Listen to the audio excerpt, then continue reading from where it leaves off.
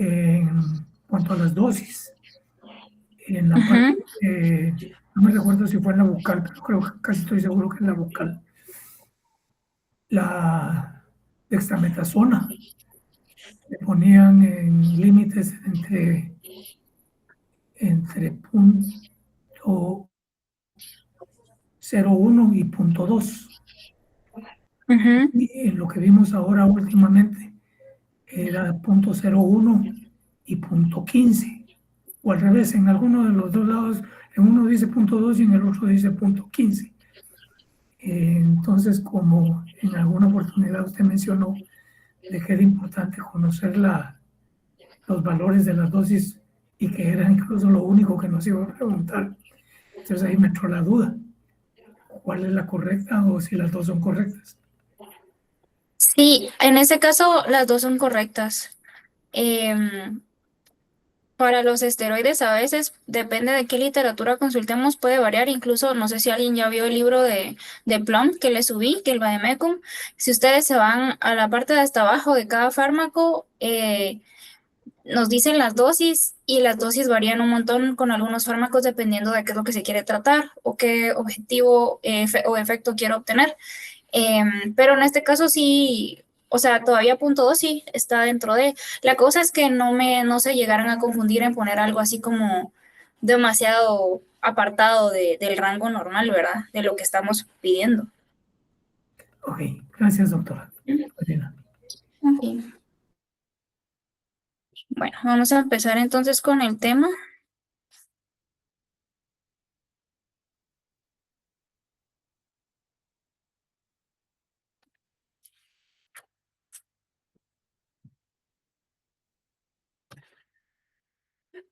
Vamos a hablar hoy de antibióticos y en este caso pues enfocado siempre a problemas en piel.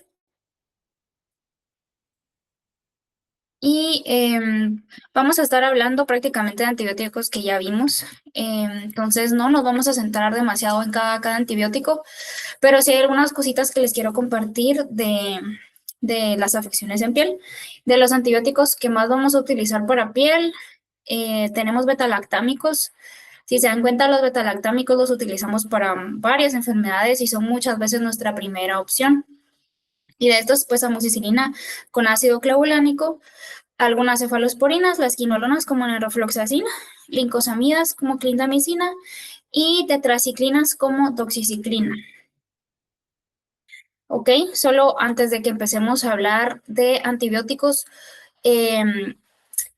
como los problemas de piel son en una de las causas donde más utilizamos antibióticos, es importante recordarnos del efecto y del impacto en la salud pública que tienen los antibióticos que nosotros vamos a estar administrando.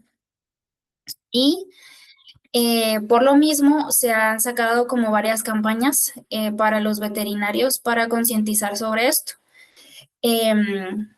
Y la Asociación de Medicina Europea ha sacado este tipo de información, ¿verdad? Acá nos dice que es importante que nosotros tomemos en cuenta el impacto que tenemos nosotros como médicos al utilizar antibióticos en provocar bacterias resistentes. Y por lo mismo se creó una categorización de en qué orden o en qué prioridad tendríamos que utilizar o no algunos antibióticos, ¿ok? Y esta es la lista que se tiene, ¿ok? Acá nos dice categorización de antibióticos para uso veterinario. Esto aplica no solo para piel, ¿ok? Esto es para siempre que tengamos que utilizar antibióticos, ¿ok? Y están categorizados así. A sería evitar. B es restringir. C es con cuidado. Y D es con prudencia, ¿ok? Nosotros en nuestra práctica diaria deberíamos de estarnos moviendo entre la categoría D y la C, con prioridad de movernos en la D, ¿ok? Tendríamos que restringirnos en utilizar los de categoría B y los de la A realmente no utilizarlos.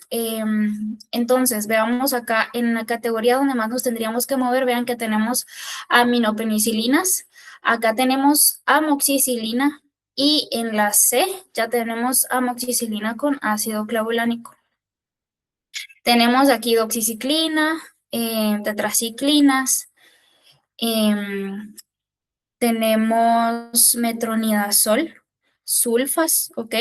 Entonces, en teoría, todo lo que pudiéramos tratar y que se vaya a curar con este tipo de medicamentos, tendríamos que quedarnos acá. Si no, pues ya irnos con amoxicilina ácido clavulánico, que de todas maneras en las presentaciones que nosotros tenemos, casi todas las amoxicilinas que tenemos ya están con ácido clavulánico, ¿ok? La única sería tal vez la amoxicilina LA de Bayer, que viene solo con amoxicilina sin ácido clavulánico, que es la única inyectable que tenemos. Y de ahí todas las demás ya vienen con ácido clavulánico. Entonces ahí siempre nos vamos a ir aquí en esta categoría, ¿ok? Luego nos dicen las cefalosporinas de primera y segunda generación. Recordemos que tenemos 4 generaciones y nosotros utilizamos más que todo de primera o de tercera. De cuarta ya no utilizamos. Y aquí está la cefalexina, que es de las más que más usamos también. Luego tenemos pues lincosamidas, aquí está clindamicina, algunos macrólidos, ¿ok? Y en restringir, vean que aquí tenemos cefovecina, este es el famoso convenio que dura 15 días, vamos a hablar de él ahorita más adelante, pero vean que está en la categoría de restringir y muchas veces el convenio, por lo mismo de la practicidad, que es una cefalosporina que dura 15 días, se utiliza para todo y no necesariamente tendría que ser así. Y quinolonas, vean que la famosa enrofloxacina que usamos para todo, que en todos lados se utiliza, está en categoría B. No debería de estarse utilizando tan así, ¿verdad? Aquí están todas las demás quinolonas también, marbofloxacina y pradofloxacina, ¿ok? Luego nos dice aquí que también tenemos que considerar otro tipo de factores y es que la ruta de administración también puede tener un impacto en la salud pública independientemente de qué categoría utilicemos, ¿ok? Si es para algo local, como gotitas de ojo, pues no es tanto el impacto.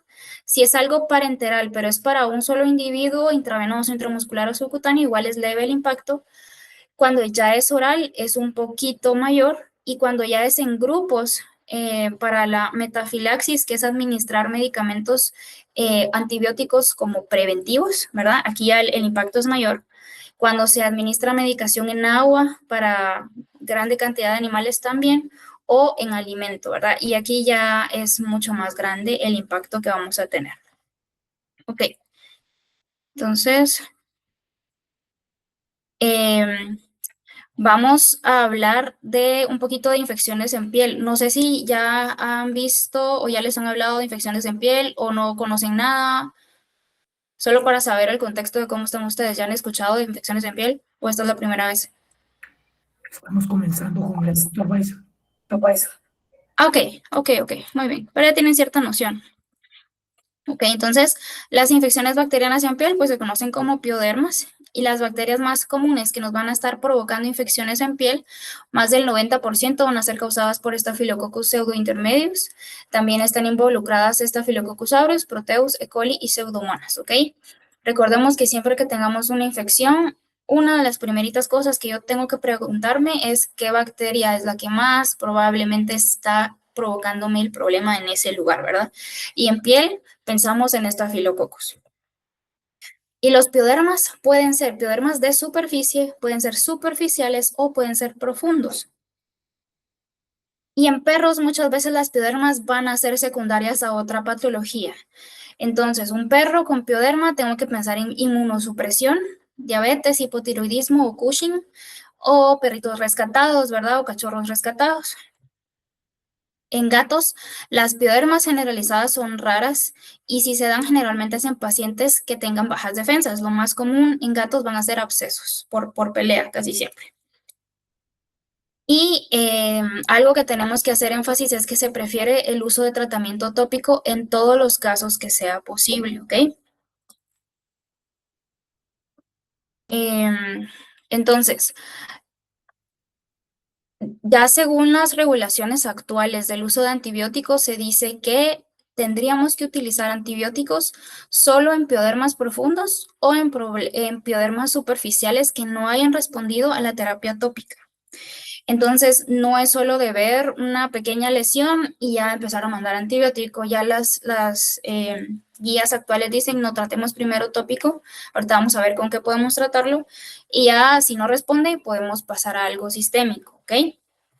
Estas son las disposiciones actuales con el fin de estar reduciendo el uso de antibióticos, ¿ok? Pero ustedes siempre tienen que tener criterio. Por ejemplo, les doy un ejemplo, ¿verdad? Eh, el pediatra de mi hijo me dice que en las actualizaciones también para ellos como médicos humanos no les permiten estar administrando gotas de antibiótico en oído para cualquier tipo de otitis.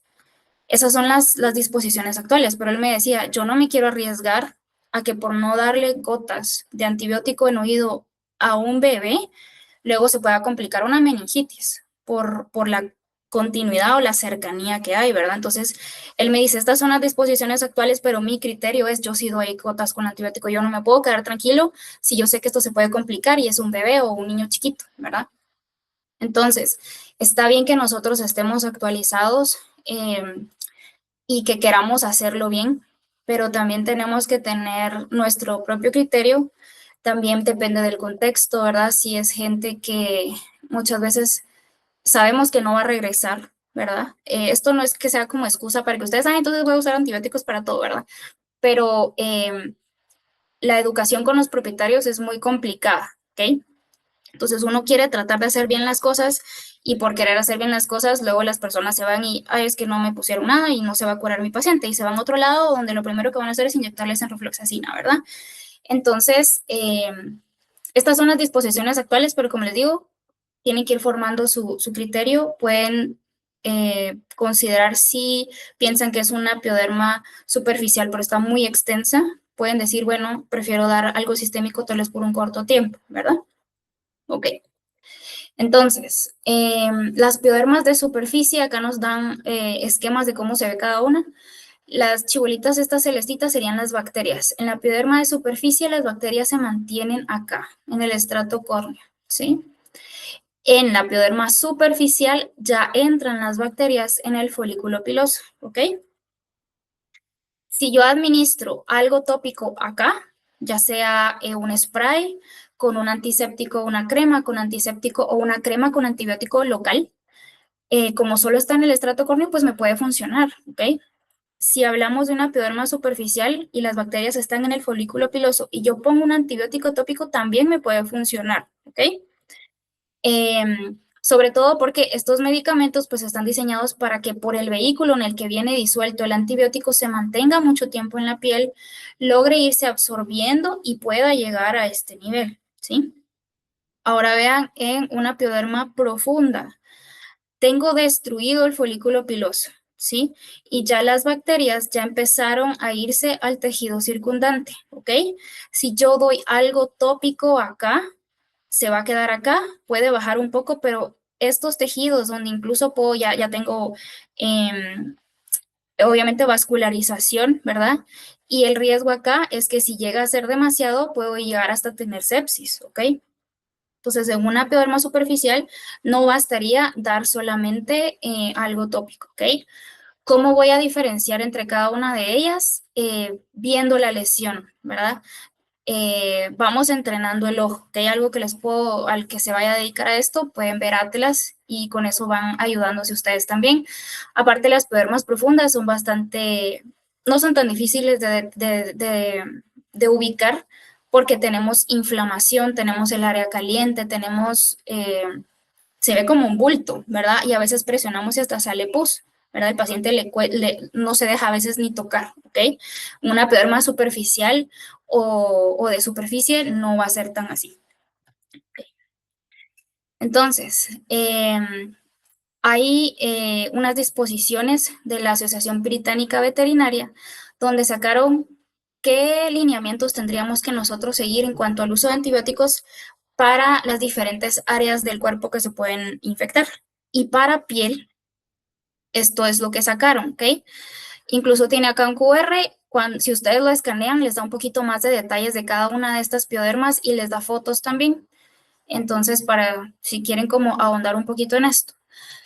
Y nos dice que para problemas de piel, que nos dice siempre son algo secundario, entonces busquen primero cuál es la causa primaria de esa infección de piel. Nos dice los antibióticos no están indicados para infecciones por malacesia, que es una levadura, o sea, un hongo, para ectoparásitos y que esto provoque prurito, y para impactaciones de sacos anales o de glándulas adanales, ¿ok? Las glándulas adanales son dos bolsitas que están a los lados del ano, ¿sí? Y la función de este líquido es lubricar el paso de las heces cada vez que el paciente defeca. En algunos casos, el paciente por alguna razón no puede exprimir, digámoslo así, este líquido cada vez que defeca y entonces se va acumulando, se va acumulando, se va acumulando y se va acumulando, ¿ok? Y cuando están impactadas quiere decir que están llenas, ¿sí? El hecho de que estén llenas y que el paciente esté incómodo porque están llenas no es indicativo de que necesite antibiótico. Y si yo las dreno, el líquido obviamente va a oler mal, pues esa es parte de la función de esto, y no necesariamente quiere decir que necesita antibiótico, ¿ok? Algo contrario sería a que se llenaron tanto que se hizo una fístula, se infectó, tiene pus, ahí sí ya damos antibiótico, ¿ok? Ya el tejido de alrededor está infectado, ¿verdad? Ahí sí damos antibiótico sistémico. Pero si solo es una impactación, o sea, solo están llenas, no hay que dar antibiótico. Nos dice que para pioderma de superficie, como los parches calientes o hotspots o intertrigo, esto es pioderma de los pliegues, que es común en las razas que son chatas, bulldogs, que en los pliegues de su carita o en la base de la cola siempre mantienen humedad, ¿verdad? Entonces se complica a veces con bacterias o con levaduras. Nos dice que para esto tendríamos que utilizar tratamiento tópico solamente. Puede ser clorexina al 2 al 4% o algún otro antiséptico, ya sea todos los días, cada 2 días o cada 3 días, dependiendo del criterio, ¿ok? Si no respondiera o fuera muy severo, entonces ya nos dicen utilicen antibióticos tópicos. Uno de ellos es el ácido fusídico, que muchas veces ya en la presentación viene unido con un esteroide, o sulfadiazina de plata, ¿sí? Luego nos dice para pioderma superficial, que utilicemos primeramente solo tratamiento tópico, que evaluemos después de 2 a 3 semanas para evaluar si se controló la terapia inicial. Y nos dice si no responde a la terapia tópica, entonces ya nos pasamos a alguno de estos antibióticos que sería de primera elección, clindamicina, trimethoprim sulfa, cefalexina o amoxicilina clavulánico, ¿ok? Vean que no me están hablando de cefovecin, que es el convenio, porque eso ya es una cefalosporina de tercera generación. Aquí me dicen cefalexina, que es de primera generación. Y que si vamos a dar antibióticos sistémicos, siempre lo hagamos en combinación con antisépticos tópicos. Que tratemos por 2 semanas y luego volvamos a reevaluar al paciente. Y si no tenemos una buena respuesta, evaluemos si hay resistencia de esas bacterias con citología, cultivo o alguna prueba de sensibilidad. Que utilicemos las dosis en el rango más alto del rango que tengamos de antibióticos y que siempre hagamos un cultivo si hay algún tipo de historia de estafilococos resistentes. O antes de cambiar a otro curso de antibióticos, ¿ok? Luego nos habla de pioderma profunda. Si leemos igual los lineamientos, independientemente del caso, lo ideal es siempre hacer cultivos antes, ¿verdad? Acá A quiere decir que se recomienda hacer un cultivo para este tipo de casos y aquí la E es que sí se tiene que hacer un cultivo en estos casos, ¿verdad? Entonces, acá dice que mientras estamos esperando el resultado del pioderma, demos antibióticos sistémicos solo si es demasiado doloroso para el paciente o hay riesgo de septicemia. Si no, tendríamos que esperar el resultado del cultivo. Y siempre de la mano con terapia tópica y que se debe tratar por 3 semanas. Y cuando tenemos inflamación o impactación de los sacos anales, tratamiento tópico solamente, se tiene que hacer una evacuación manual y flushear con clorexidina. Y que incluso acá nos dice que se podría utilizar las gotitas para oído que tienen antibióticos, se podrían aplicar en los sacos anales, ¿verdad?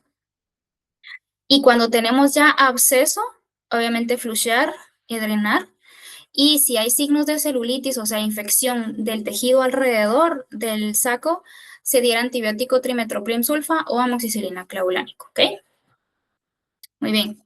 Entonces, estas son algunas imágenes de los piodermas de superficie. Tenemos, estos son los parches calientes.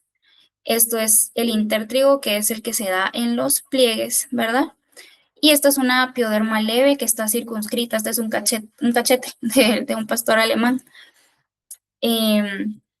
Ahora, piodermas superficiales tenemos ya que abarcan un poco de área un poquito más extensa y tenemos ciertas lesiones como características. Tenemos pústulas, que son lesiones que ya presentan esto amarillento, ¿sí? Que muchas veces es pus. Tenemos collaretes epidérmicos, que es una descamación amarillenta, que está así como un halo, ¿verdad?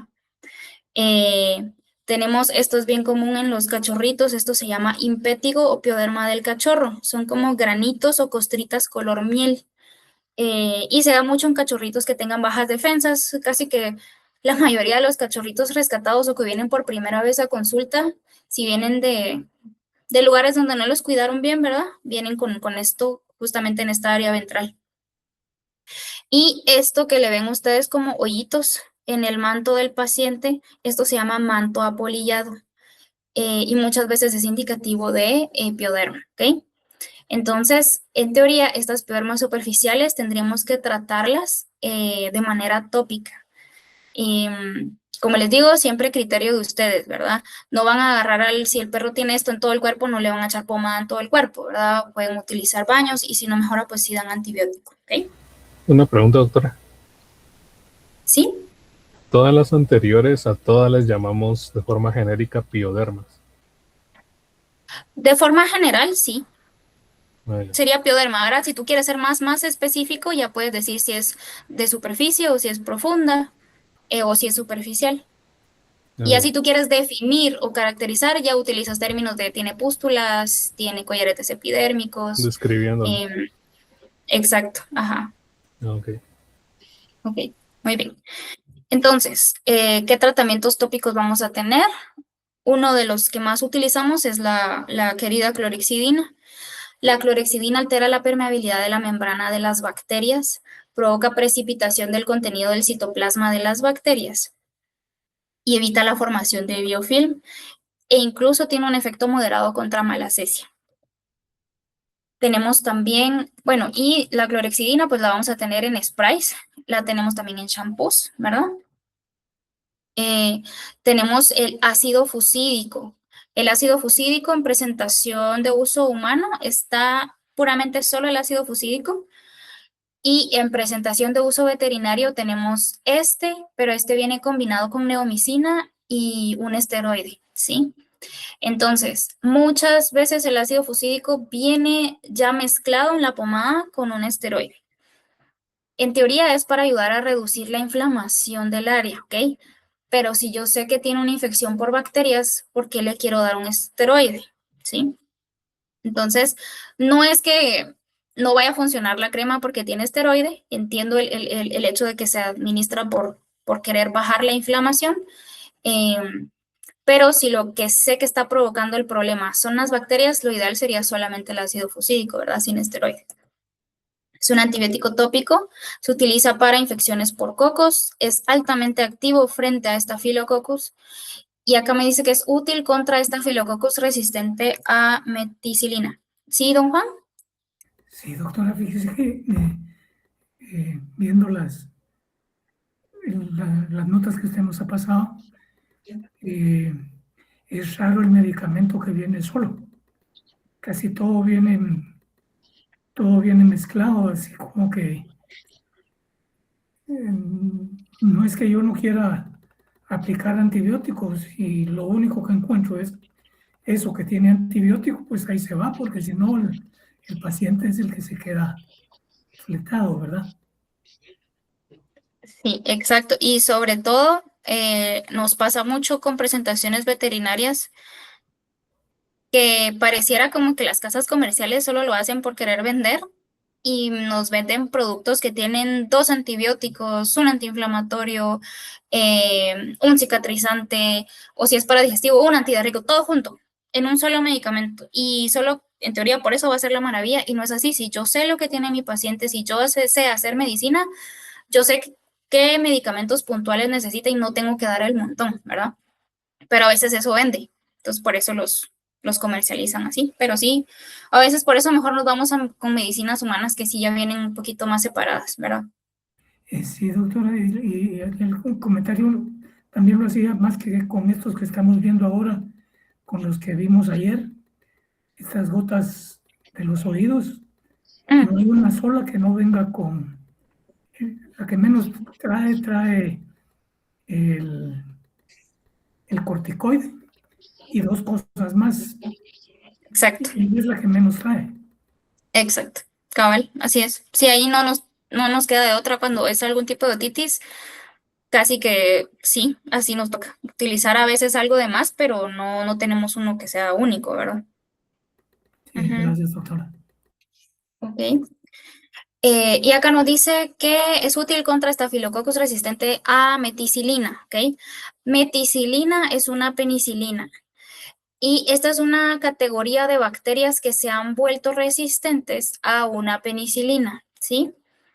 Y se puede abreviar así, MRSA o MRSP. Este es para Staphylococcus aureus, este es para el Staphylococcus pseudointermedios, que es para más que todo para el de perros. Pero este tipo de bacterias se han vuelto resistentes a penicilina y por lo tanto a todos los beta-lactámicos, ¿ok? Y cuando es así, yo tengo que utilizar un antibiótico que no sea beta-lactámico. No tendría sentido que yo tenga un tipo de bacteria de esta y como dice meticilina, pero como meticilina en mi mente tal vez no es lo mismo que amoxicilina, pues le doy amoxicilina. No, es de la misma familia, ¿verdad? Entonces, si tengo algún tipo de bacteria así, tendría que pasarme a una bacteria, a un antibiótico diferente, ¿ok? Algunas presentaciones van a venir combinadas con esteroides, como el Izaderm. Este sí es de uso veterinario, pero viene con betametasona. Esto se aplica tópicamente 2 veces al día, de 5 a 7 días. Y siempre si vamos a aplicar cremas o pomadas debemos limpiar el área antes de cada aplicación. No tendría sentido que yo aplique la pomada y como es cada 12 horas, a las 12 horas otra vez la pomada encima, luego al día siguiente otra vez la pomada encima, eso va a ser un montón de costra de crema, ¿verdad? Entonces siempre limpiamos y luego aplicamos, ¿ok? ¿Con qué limpiamos? Dependiendo de la zona, puede ser con un shampoo, puede ser incluso el mismo Clorexibet, puede ser con el Clorexidina Spray, ¿verdad? Y luego ya administramos la pomada. Y se debe evaluar la mejora en 3 días. ¿Sí, Elizabeth? Disculpe, doctora, ¿estos medicamentos suelen ser fotosintéticos? ¿Fotosintéticos o fotosensibles? ¿O qué te Perdón, refieres? fotosensibles, era fotosensible, lo siento. Ah, ok, ok. O sea, que el paciente salga y pueda tener algún tipo de reacción ultravioleta por el medicamento. Sí, sí, precisamente. Ok, eso se da más cuando es algo sistémico. No he visto que se reporte como tal con pomadas, pero tampoco vas a tú a tener a tu pacientito lleno de cremita y vas a dejar que se ponga el sol y luego se va a poner todo agrietado, pues, por la crema. Pero la fotosensibilidad es más que todo por un medicamento tomado que por la circulación llega a la piel. Y cuando recibe los rayos ultravioletas se liberan radicales libres y esos radicales libres dañan el tejido alrededor y se forman como úlceras en la piel, pero más con algo sistémico. Ah, de acuerdo. Gracias, doctor. Y tenemos que obviamente evitar que el paciente lama el área. Tenemos la sulfadiazina de plata.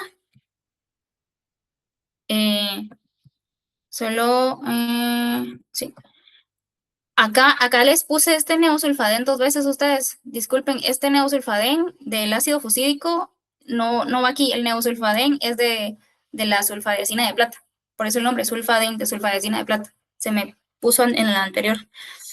Entonces, la sulfadiazina de plata se recomienda para infecciones por bacilos y es una mezcla de antibiótico sulfonamida y plata. La sulfonamida, en este caso sulfadiazina, detiene el crecimiento al impedir la formación de ácido fólico. Y la plata, por los iones que tiene, desestabiliza la membrana celular de las bacterias y altera su ADN. Y nos sirve para gram positivas, gram negativas, algunas levaduras y hongos. Es útil para infecciones localizadas o para quemaduras. Se aplica sobre la piel previamente limpiada 2 veces al día por 7 a 8 días. Y los efectos que podemos ver es que puede enrojecerse el área.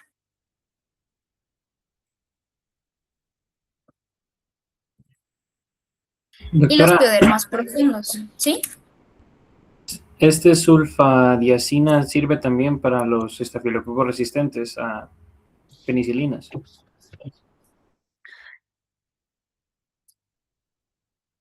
Fíjate que no lo leí, pensaría que porque es una sulfa, probablemente sí, pero en las recomendaciones está más el ácido fusílico. Te lo podría averiguar, pensaría que sí porque no es de la misma familia, pero el que sí está reportado es el ácido fusílico. Ok. Ok. Y los piodermas profundos, aquí ya tenemos destrucción del folículo piloso. Vean aquí o acá y vean aquí ya sale hasta pus, ¿verdad? Y la pioderma profunda generalizada ya se conoce como celulitis, quiere decir que ya hay infección del tejido de alrededor. Piel sumamente inflamada, incluso al presionar puede salir pus por los poros y la complicación que nos preocupa aquí es sepsis. Entonces vamos a empezar a ver de los antibióticos. El uso de antibióticos está indicado para casos de piodermas profundos o piodermas superficiales que no resolvieron con terapia tópica. ¿Okay? Antibióticos de primera elección para piodermas superficiales tenemos doxiciclina, clindamicina, TMP es trimetoprim, trimetoprim sulfa, cefalexina o amoxicilina con ácido clavulánico. Entonces lo vamos a pasar algo rapidito porque ya los vieron, ¿verdad? Esta es la amoxicilina, tenemos pastillas, tenemos suspensión, es un beta-lactámico, sabemos que es bactericida, sirve para gram positivas, gram negativas y anaerobias porque tiene ácido clavulánico. En este caso, para las terapias de piel sistémicas, siempre los tratamientos van a ser largos, por lo menos 2 semanas con antibióticos, a veces hasta 4 semanas. Y por lo mismo tenemos que revisar que la suspensión, si vamos a recetar una suspensión, por ejemplo, para un paciente pequeño, tenemos que revisar el prospecto para ver si dice que solo dura 7 días la suspensión, ¿ok? Entonces, si lo recetan y el tratamiento va a ser para 14 días, el propietario tiene que saber que va a tener que comprar 2 frascos, aunque le quede todavía medicamento en el primer frasco. Tenemos la cefalexina. Acá tenemos suspensión, también tenemos tabletas, es una cefalosporina y es de primera generación, es bactericida y por ser necesaria la antibioterapia por tiempo prolongado en piodermas, no utilizaríamos una presentación inyectable, no tendría sentido estar inyectando al paciente todos los días, ¿verdad? Tenemos el Doxican, es una tetraciclina, recordemos que es bacteriostático. Y algo importante es recordar las úlceras esofágicas en gato, que se recuerdan que si lo vamos a dar, teníamos que dar 2 ml de agua después de haber dado la pastilla. O si no, mejor damos suspensión. La clindamicina es una lincosamida, es bacteriostática, e igual la utilizaríamos solo en la presentación oral, no la presentación inyectable. Y las sulfonamidas. Las sulfonamidas son antibióticos bacteriostáticos que se mejoran con la agregación de un compuesto orgánico, que son las diaminopirimidinas. Ejemplos son trimetoprim, ormetoprim y aditoprim. Si ustedes han visto cualquier presentación de sulfonamida, siempre viene el nombre de la sulfa, puede ser sulfadiazina, sulfametoxazol o cualquier otra sulfa, y luego viene algo más que es trimetoprim, ¿ok? El trimetoprim es una diaminopirimidina que se agrega a los antibióticos sulfonamidas y potencian el efecto del antibiótico hasta 20 veces más. Y al venir combinadas las sulfonamidas con alguno de estos tres, se les llama sulfonamidas potenciadas y ya no son bacteriostáticas, sino que se vuelven bactericidas. Prácticamente todas las sulfonamidas que utilicemos vienen potenciadas, entonces van a ser bactericidas. Cuando hacemos el cálculo de dosis, la dosis se calcula en base a los miligramos totales, ¿ok? Entonces, por ejemplo, acá tengo sulfametoxazol 200, trimetoprim 40, yo hago el cálculo sobre 240 miligramos, ¿sí? Entonces, por ejemplo, aquí me dice 30 miligramos por kilo, dependiendo cuánto pese el paciente, esos miligramos, y veo el cálculo de dosis en base a los 240.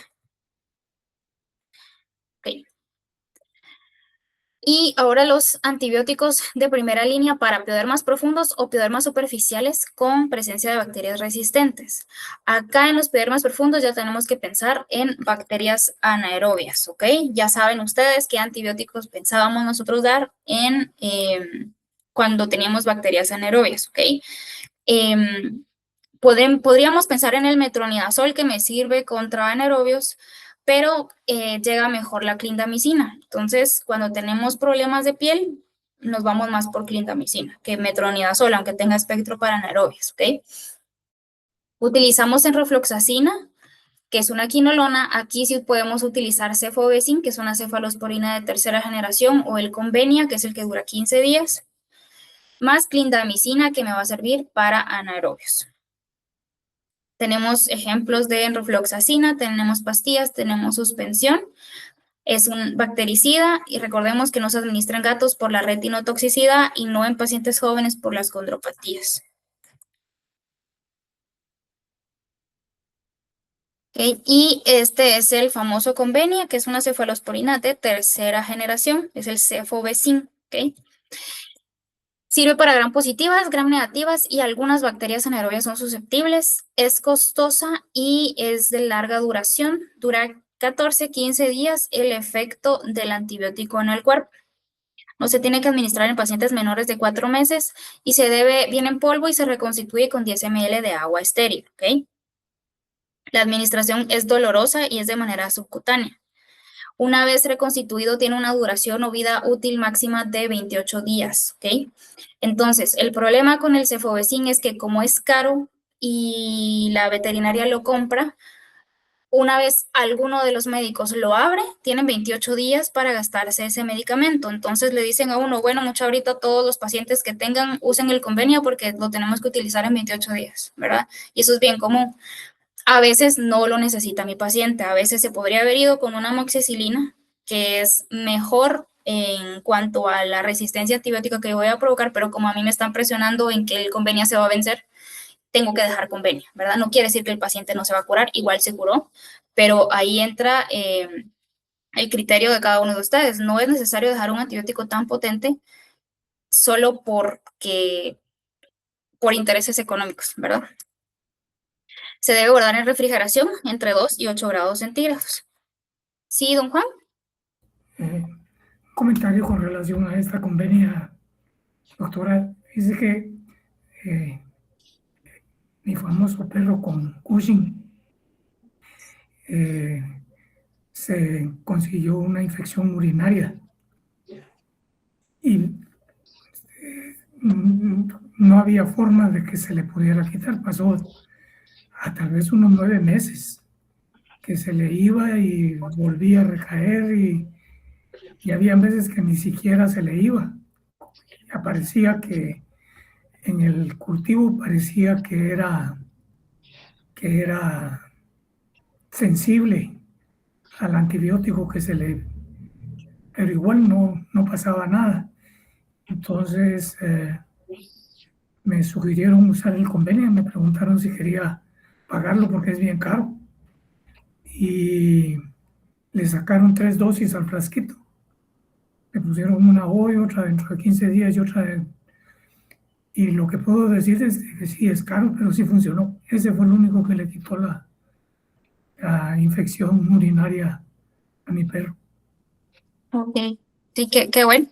Qué bueno que sí, pero para que se den cuenta que es un antibiótico fuerte, ¿verdad? Que actúa donde otros no actuaron. Entonces, si lo estamos utilizando para cualquier cosita, pues el día de mañana que tengamos un paciente con una ITU recurrente, pues no vamos a poder usarlo porque también ya van a ser resistentes las bacterias a eso, ¿verdad?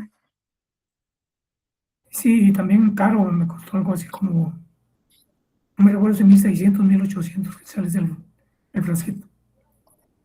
Sí, sí. Ahí porque le vendieron el frasco. En otras clínicas lo que hacen es que solo venden la dosis a inyectar. Eh, y el problema es que ahí lo cargan a uno como médico también en presionarlo que se lo acabe, porque está ese abierto y hay que acabárselo y vendérselo al que se le cruce a uno, ¿verdad? Pero sí es caro.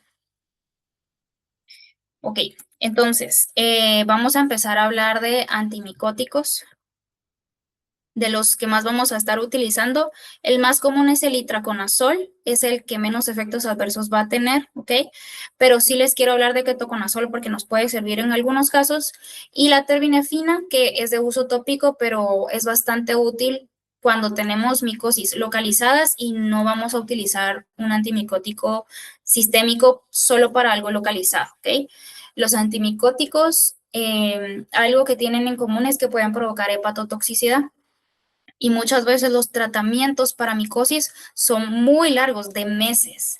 Entonces, estar administrando un antimicótico por muchos meses para algo que tal vez podría haberse ido solamente con algo local, como la terbinafina, pues por eso es bueno que la conozcan, ¿verdad? Por lo mismo que los antimicóticos pueden provocar daño hepático y se dan por mucho tiempo, muchas veces cuando recetamos antimicóticos los damos de la mano con un protector hepático. ¿Okay? Y uno de los más comunes que usamos es la silimarina o alguna presentación que venga de la mano con silimarina.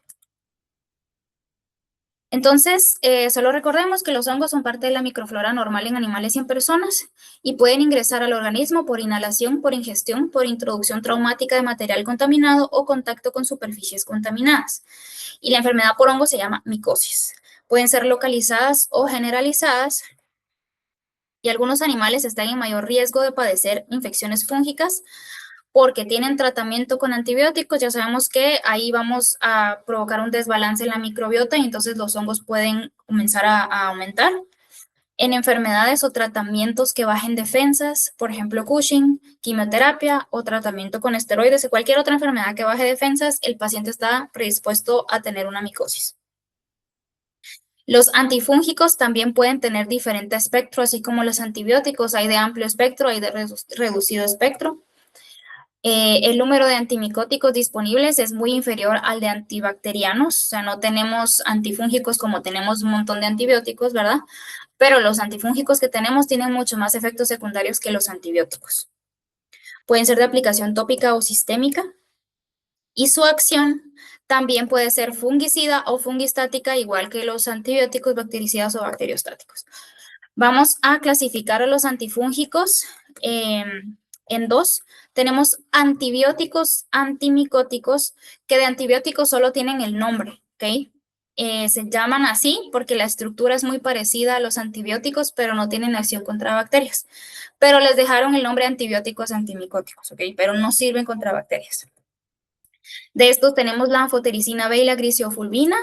La anfotericina B solo venía en presentación inyectable, es muy tóxica, prácticamente no la utilizamos. La grisiofulvina ya tenemos el itraconazol que hace lo mismo y mejor, entonces no la utilizamos, entonces no vamos a hablar de ellas dos. Vamos a centrarnos en los antifúngicos sintéticos. Tenemos la terbinafina, que tenemos la presentación local, y los azoles, que son 2 azoles los que vamos a ver, estos sí son sistémicos. ¿Ok? Solo para recordarnos cómo son las células fúngicas. Esta es una levadura, tiene todas sus partes, ¿ok? Vean que tiene el núcleo, tiene todos sus organelos. Pueden venir solas o pueden venir en micelios, ¿verdad? Esto sería una levadura, esto sería un micelio, ¿verdad? Ok. Entonces, vamos a hablar de la estructura de los hongos rapidito solamente para entender luego el mecanismo de acción y entender luego por qué nos pueden afectar, ¿ok? Entonces, la pared de los hongos está compuesta de manoproteínas, que son proteínas con manosa, manosa es un azúcar, glucanos, que igual es azúcar, quitina, ¿sí? Que igual es un polisacárido, y la membrana celular, ¿ok? Y si lo vemos más de cerca, tenemos su membrana plasmática, tenemos quitina, tenemos glucanos.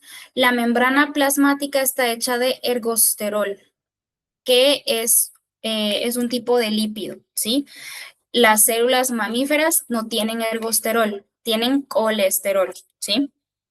Entonces, como las células mamíferas tienen colesterol y las células de los hongos tienen ergosterol, el ergosterol es uno de los, ¿qué sería? De los objetivos que se utiliza para matar a los hongos sin, en teoría, afectar tanto a las células mamíferas, ¿ok?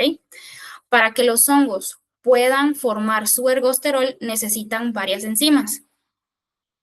Y estas enzimas son parte de un grupo de enzimas que se llaman citocromo P450, ¿ok? Seguro ya han escuchado este nombre, el citocromo P450, ¿ok? Cito viene de célula, ¿ok? De una proteína celular, célula. Cromo viene de color. P viene de pigmento, ¿ok?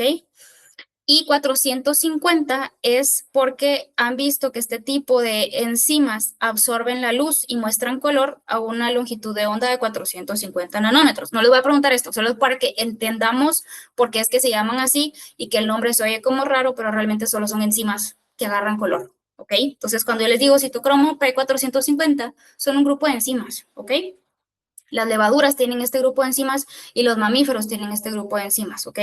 Entonces, cuando los antifúngicos quieren bloquear la producción de ergosterol en los hongos para que no tengan ergosterol y se mueran, por lo mismo de que ataca el grupo de enzimas del citocromo, pueden afectar a los mamíferos, ¿ok? Lo que quiero que se lleven es que nos pueden afectar este tipo de medicamentos y ya depende de qué tanta afinidad tiene el antifúngico por las enzimas del hongo o por las enzimas mamíferas. Obviamente va a ser menos tóxico el que tiene más afinidad por las enzimas de la levadura, ¿ok? Muy bien. Entonces, no sé si tienen alguna duda hasta ahorita.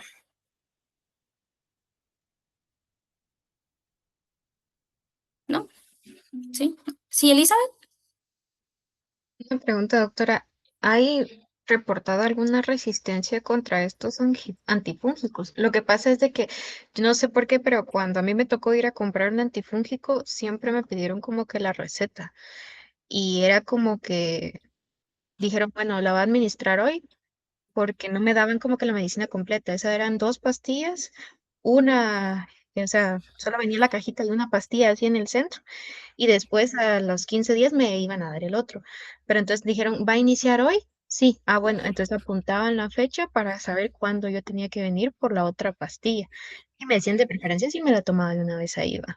Pero sí me pareció como muy, como, no sé, así como que de verdad tengo que tomármelo ahorita. O sea, no podía venir y después como que, yo creo que me la voy a tomar. No, se la va a tomar hoy, entonces se la damos hasta este día. Fue como muy restrictivo en eso de, y solo yo pensé, solo es como un antifúngico, ¿va? O sea, no pensé que fuera tan relevante.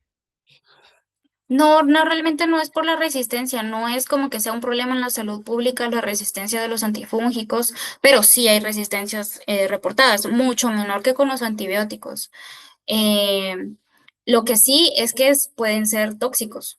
Entonces, eh, no sé por qué te habrán tenido como tanto cuidado, habían sido tan cuidadosos, pero sí son tóxicos, o sea, no los van a poder vender tampoco tan fácil porque se pueden enfermar las personas, ¿verdad? Entonces, no sé si más por ese lado sería el control que tenían, pero no sería tanto por la resistencia porque no es que sea de impacto en la salud pública como los antibióticos. Sí, ni con los antibióticos hacen eso. Ujú. Gracias. Entonces debe haber sido más que todo por si esta se muere aquí, pues es por, por otra cosa. Pues, o sea, no es que sea tan así, pero sí, o sea, no sé, me parece raro porque no es que en todas las farmacias hagan eso. O tal vez solo ellos querían llevar un control, ¿verdad? Pero no pienso que sea por la resistencia. A ver, gracias, doctora. Ok, muy bien. Entonces vamos a hablar de los azoles. Son fungistáticos y por lo mismo se requieren tratamientos prolongados y sobre todo porque lo vamos a estar dando en pacientes inmunosuprimidos. Tienen un alto espectro de actividad y su mecanismo de acción es que inhiben una reacción enzimática necesaria en el proceso de la formación de ergosterol y lo hacen inhibiendo una enzima que depende de este citocromo, el P450. Y tienen una toxicidad selectiva, se une más al P400 fúngico que al P450 del mamífero, ¿ok? Ok, entonces, creo que la siguiente imagen se las explico mejor en el siguiente día de clase. Y pasamos al corto si no tienen alguna duda.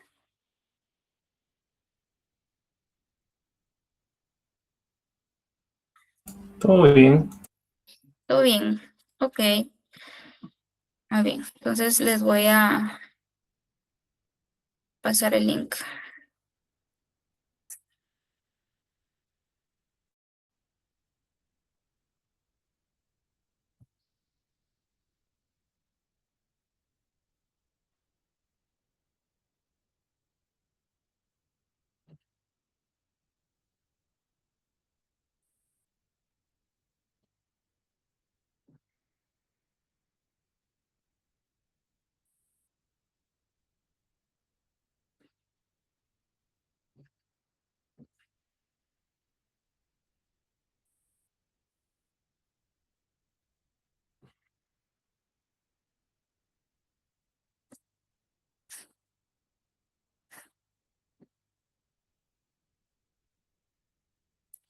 Ok, se acabó el tiempo.